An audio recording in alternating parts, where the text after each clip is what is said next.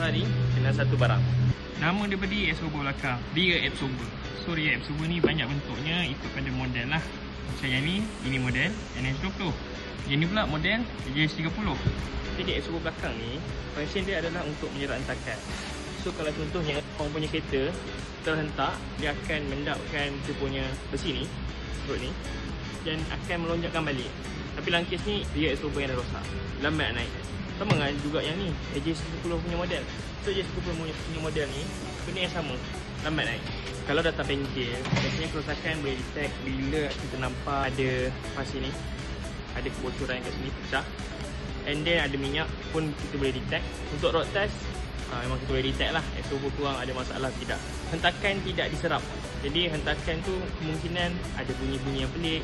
Dan juga memang akan rasa memang lain macam bila bawa kereta. Dan boleh juga menggunakan mesin goyang ni, Chassis Road Simulator, untuk detect masalah absorber belakang kurang.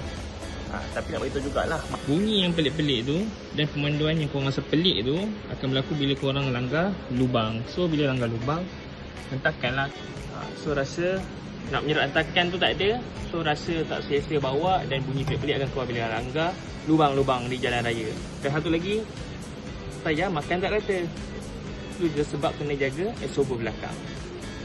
Untuk absorber belakang ni, simple je, benda ni je.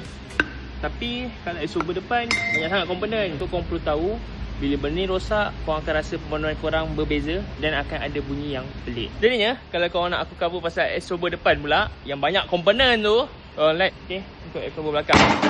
Simple je absorber belakang. Tapi kalau absorber depan, dia ada part-part yang rosak, korang boleh tukar ataupun korang boleh save duit sebenarnya. Okay, jangan lupa like, bagi video ni up sikit kan, bagi banyak sikit view. Bye.